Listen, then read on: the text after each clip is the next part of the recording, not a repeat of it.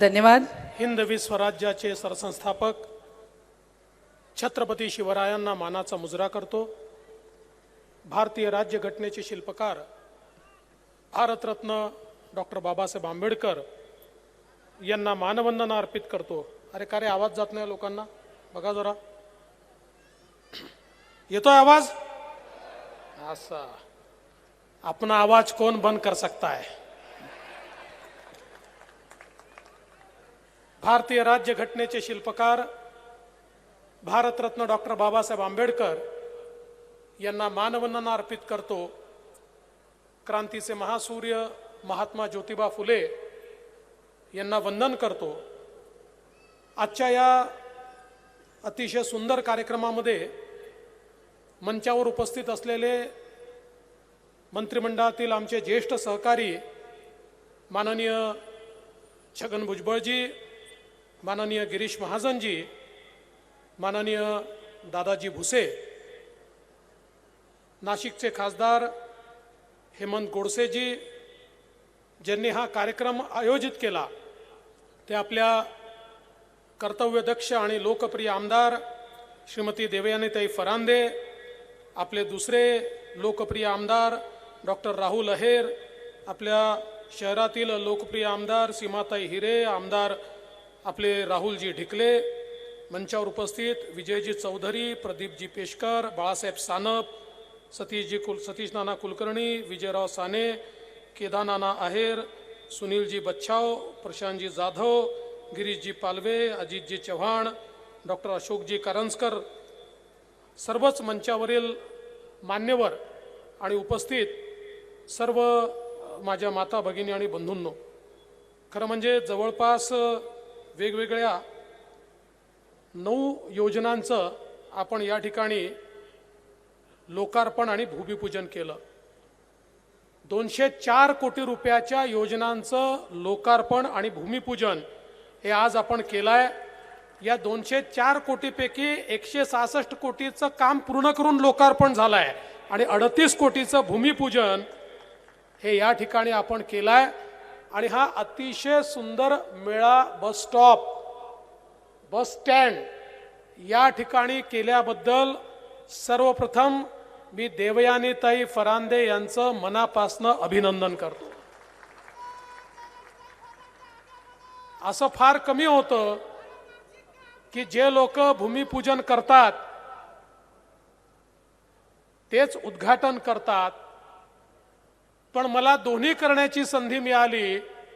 आता ही गोष्ट वेगळी आहे की भूमिपूजनाला मुख्यमंत्री म्हणून आलो होतो, उद्घाटनाला उपमुख्यमंत्री म्हणून आलो, पण उपमुख्यमंत्री म्हणून आलो असलो तरी दोघांचं बळ सोबत घेऊन आलो, भुजबळ देखील सोबत घेऊन आलो.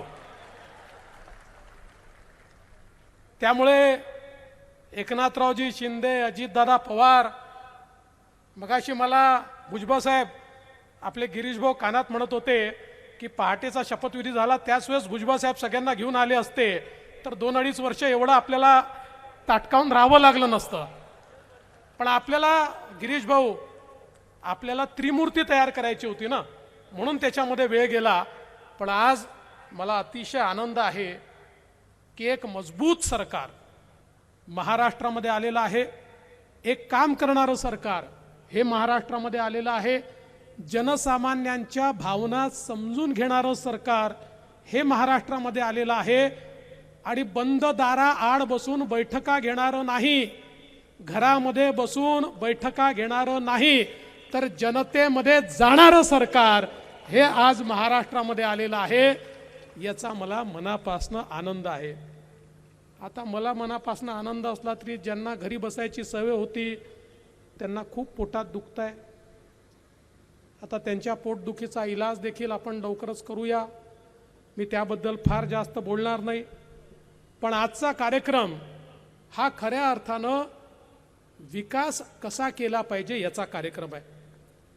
आता परवा एका वृत्तपत्राने बातमी छापली, नाशिकचा दत्तक पिता निवडणुकीच्या तोंडावर 6 तासासाठी नाशकात येणार. आता तो त्यांचा अधिकार आहे आणि खरंच आहे की मी मागच्या निवडणुकीमध्ये महानगरपालिकेच्या ही घोषणा केली होती की मी नाशिकला दत्तक घेतो। दुर्दैवाने त्यानंतर 2 वर्षानंतर मला विरोधी पक्ष नेता व्हावं लागलं, पर हम वादे से मुकरने वाले लोग नहीं है। विरोधी पक्ष नेता होतो तरी देखील नाशिककडे पूर्ण लक्ष होतं आणि आज हे जे 17 कार्यक्रम एकत्रित केलेले आहेत, मला सांगताना आनंद वाटतो, यातला 70% निधी, बरोबर आहे देवाने, ते 70% निधी मी मुख्यमंत्री असताना दिलेला आहे या मिळा बस स्थानकासहित। आणि जर 19 साली विरोधी पक्षनेता व्हावं लागलं नसतं तर दत्तक पिता काय करू शकतो हे नाशिककरांना निश्चितपणे दाखवून दिलं असतं। पण आता हरकत नाही, पुन्हा सरकार आलंय, आपले एकनाथरावजी शिंदे हे मुख्यमंत्री झाले आहेत, अजितदादा देखील आमच्या सोबत आहेत आणि मंचावरची नेते मंडळी सोबत आहे। त्यामुळे येत्या काळामध्ये नाशिकचा चेहरा बदलण्याकरता निश्चितपणे आपण मोठ्या प्रमाणात या ठिकाणी काम करू। खरं म्हणजे नाशिकची भूमी आमच्याकरता ही वंदनाची भूमी आहे। याचं कारण प्रभू श्रीरामांचा सर्वाधिक काळ वनवासातला कुठे जर गेला असेल तर तो या नाशिकच्या भूमीमध्ये गेलेला आहे। आणि म्हणून प्रभू श्रीराम जे आमचे आराध्य दैवत आहेत, जे मर्यादा पुरुषोत्तम आहेत, जशी त्यांची अवधनगरी महत्त्वाची आहे तेवढीच त्यांच्या संपूर्ण जीवनामध्ये हे नाशिक महत्त्वाचं आहे। आणि आमचं तर पक्का आहे, जो राम का नहीं वो हमारे काम का नहीं। त्याच्यामुळे प्रभू श्रीरामांच्या पावन स्पर्शाने पुनीत झालेल्या या नगरीमध्ये, या ठिकाणी ही जपाची भूमी आहे, ही तपाची भूमी आहे, सामर्थ्याची भूमी आहे, अशा या जाज्वल्य हिंदुत्व सांगणाऱ्या सावरकरांचा देखील ज्या भूमीशी संबंध आहे अशा प्रकारची भूमी आहे।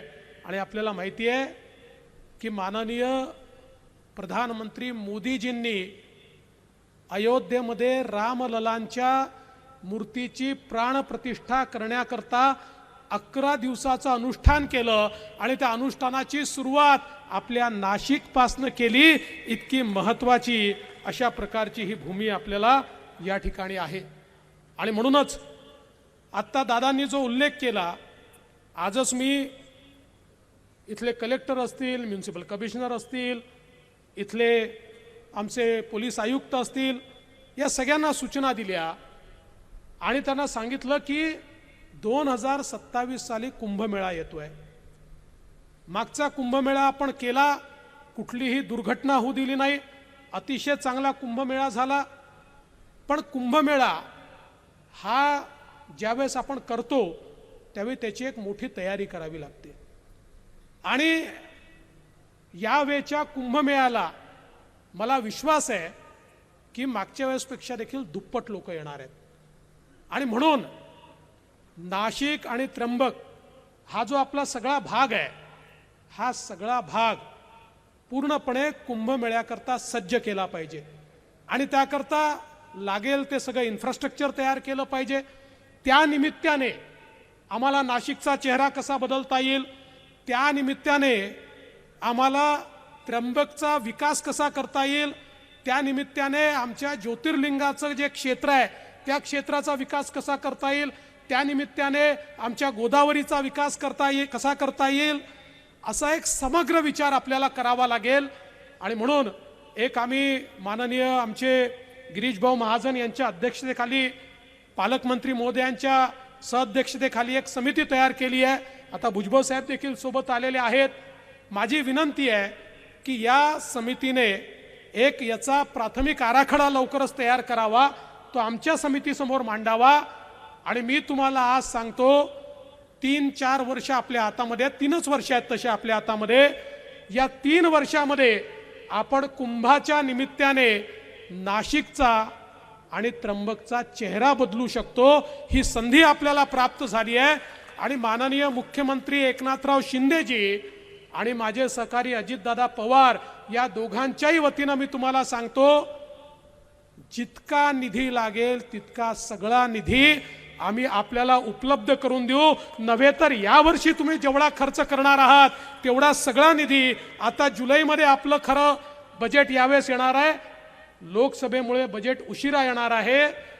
तुमच्या आराखड्यात यावर्षी तुम्ही जेवढा निधी खर्च करू शकता यावेळेच्या बजेटमध्येच तो सगळा निधी आम्ही नाशिकला आणि त्र्यंबकला उपलब्ध करून देऊ, जेणेकरून कुंभाच्या निमित्ताने इथला चेहरा मोहरा बदलला पाहिजे आणि एक आधुनिक शहर. आज आपण पाहतो लोक वाराणसी काशी कसं बदललं हे पाहायला जातात.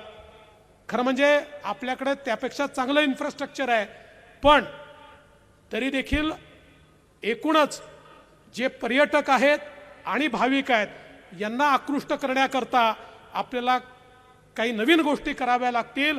या सगळ्या गोष्टींकरता आपल्याला पाहिजे तेवढा निधी आपण उपलब्ध करून देऊ. आजच दादांची चर्चा चालली होती आणि नाशिकला रिंग रोडच्या संदर्भात दादा सांगत होते की रिंग रोड करायचा आहे. खरं म्हणजे दादा ही उत्तम वेळ आहे, कारण रिंग रोड हा कुठल्याही शहराकरता अत्यंत महत्त्वाचा असतो. आम्ही नागपूरचा रिंग रोड माननीय गडकरी साहेबांच्या मदतीने केला. आज नागपूरचा विकास वेगाने होतोय. आता मागे लागून पुण्याच्या रिंग रोडचं काम आम्ही सुरू करतो. कुठलाही रिंग रोड हा केवळ रस्ता नसतो, तो आपल्या शहराच्या विकासाचं केंद्र बनतं. पुण्याचा रिंग रोड झाला तर त्या रिंग रोडच्या आजूबाजूला 2.5 लाख कोटी रुपयाची अर्थव्यवस्था तयार होणार आहे.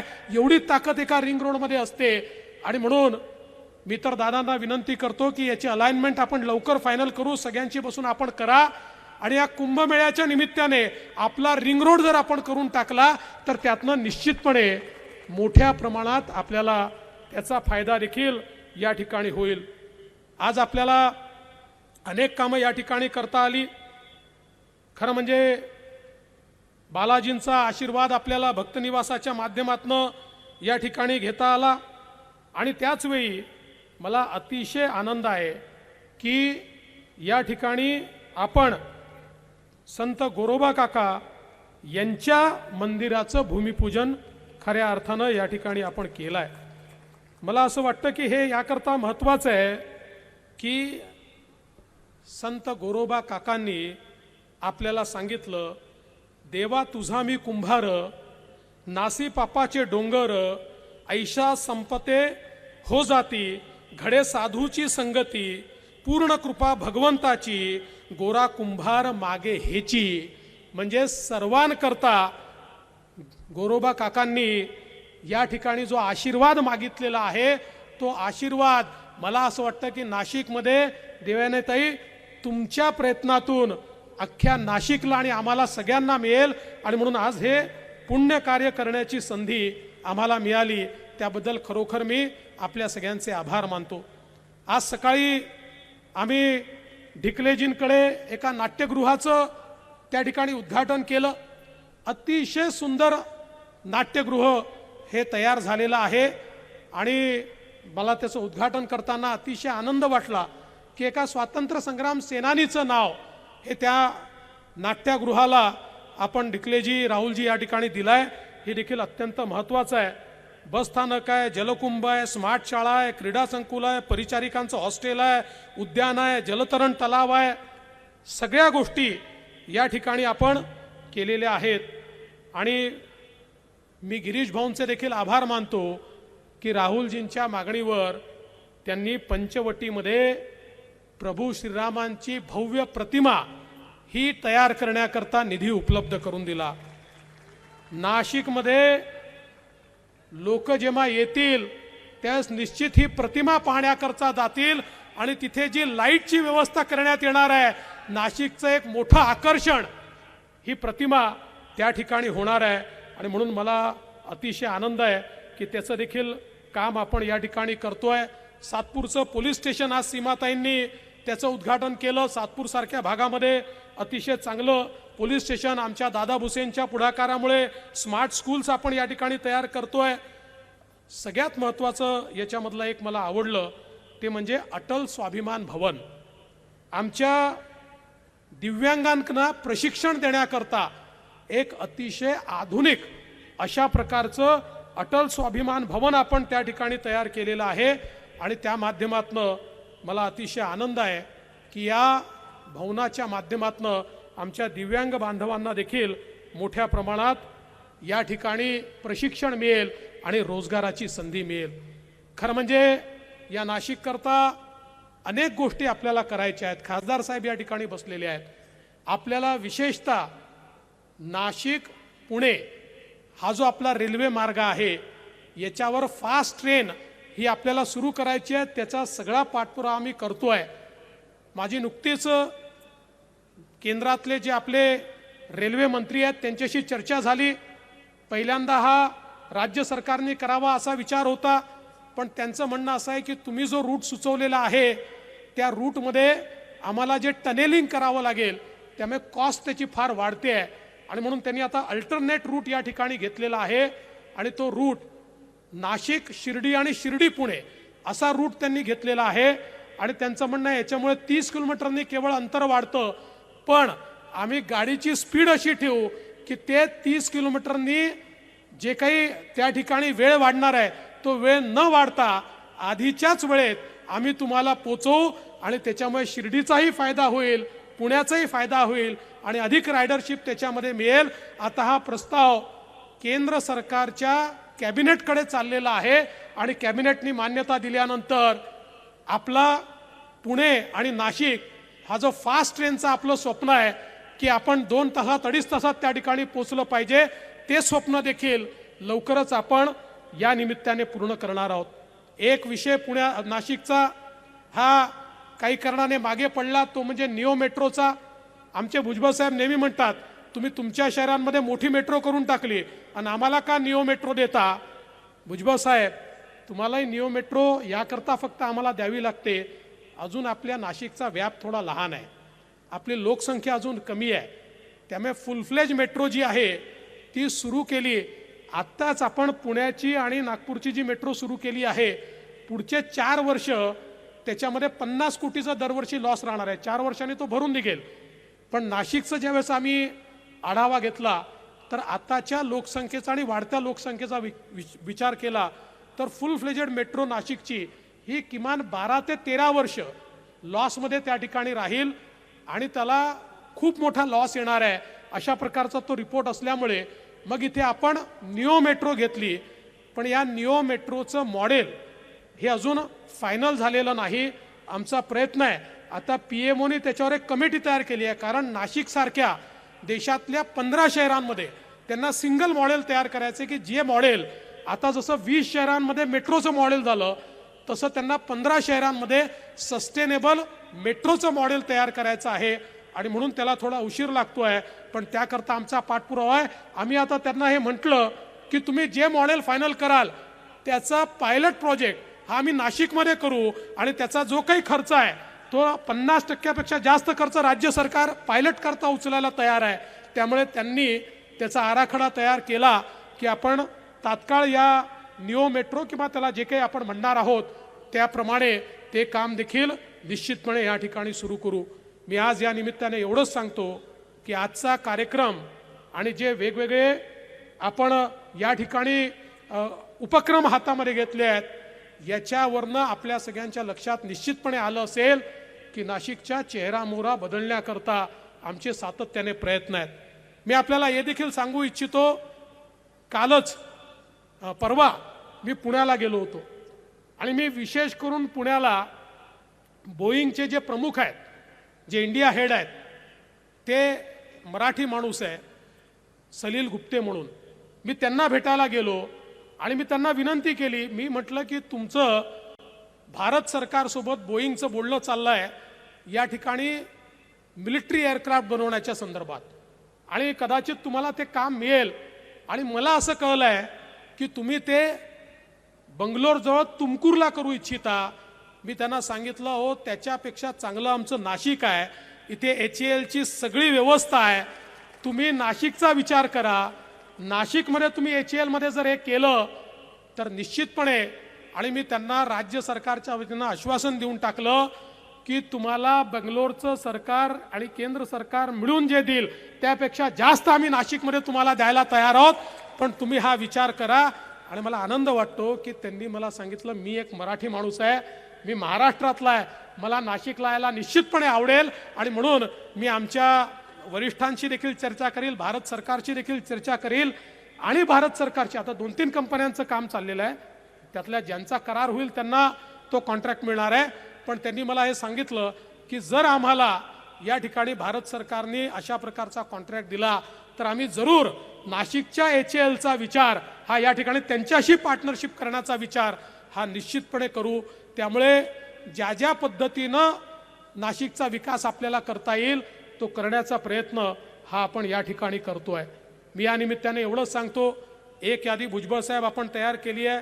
निश्चितपणे येत्या काळामध्ये मुख्यमंत्री उपमुख्यमंत्र्यांच्या उपस्थितीत आपण सगळे एक बैठक लावू आणि हे जी कामं या ठिकाणी थांबलेली आहेत किंवा तुमच्या यादीप्रमाणे जी कामं प्रलंबित आहेत ती सगळी कामं आपण लवकरात लवकर मार्गी लावू हा विश्वास मी तुम्हाला देतो. आणि पुन्हा एकदा मेडिकल कॉलेजचा विषय, आमचे गिरीश भाऊ जेव्हा मेडिकल एज्युकेशन मंत्री होते तेव्हाच त्यांनी मेडिकल कॉलेज सँक्शन केलं आहे, पण त्याचं काम आता आपल्याला वेगाने करायचं आहे. मी जरूर त्या संदर्भात वेगाने ते कसं सुरू होईल हे आपण त्या ठिकाणी बघू आणि निश्चितपणे नाशिकला हक्काचं मेडिकल कॉलेज हे लवकरात लवकर मिळवून देण्याचं काम हे आपण सगळे मिळून करू हा विश्वास या निमित्ताने मी देतो. आणि पुन्हा एकदा आपल्या 3ही आमदारांचं पालकमंत्र्यांचं मनापासून अभिनंदन करतो. आणि देवयानीताई इतका सुंदर अशा प्रकारचा हा बस पोर्ट तुम्ही बांधलाय, जसा एअरपोर्ट असतो तसा हा बस पोर्ट आहे. भुजबळ साहेब म्हणाले हे खरं आहे, हा एअरपोर्ट सारखा दिसतो. आता याचं मेंटेनन्स देखील चांगल्या प्रकारे झालं पाहिजे असा प्रयत्न आपण करूया आणि याच्यामध्ये अधिक चांगलं काय करता येईल याचा प्रयत्न आपण करूया. मला एक गोष्ट अजून सांगितली पाहिजे, आमच्या STला फायद्यात आणण्याकरता आम्ही योजना तर केल्याच, अर्ध्या तिकिटात आमच्या महिलांना प्रवासाची योजना केली, पण परवा माननीय मुख्यमंत्र्यांकडे एक अत्यंत महत्त्वाचा करार आम्ही केला आणि त्या कराराच्या अंतर्गत आपण कतारमधल्या कंपन्यांची करार करून त्यांच्याकडनं LNGवर चालणारी ST म्हणजे आपल्या STला आपण LNGवर कन्वर्ट करतोय, ज्याच्यामुळे STचं जे काही डिझेल पेट्रोलवरचा खर्च आहे 250 कोटींनी तो कमी होईल आणि LNGमुळे प्रदूषण देखील थांबेल, एफिशियन्सी वाढेल, आवाज कमी होईल, अशा प्रकारचा एक करार आपण केलाय. त्यामुळे तुम्ही जसं स्मार्ट बस स्थानक बनवलेलं आहे त्या स्मार्ट बस स्थानकामध्ये आता पुढच्या काळामध्ये स्मार्ट ST आम्ही घेऊन येऊ हा विश्वास मी तुम्हाला देतो. आणि या चांगल्या कार्यक्रमाकरता मला या ठिकाणी बोलवलं त्याबद्दल मी तुमचे आभार मानून माझे 2 शब्द संपवतो. जय हिंद, जय महाराष्ट्र. ABP माझा, उघडा डोळे बघा नीट.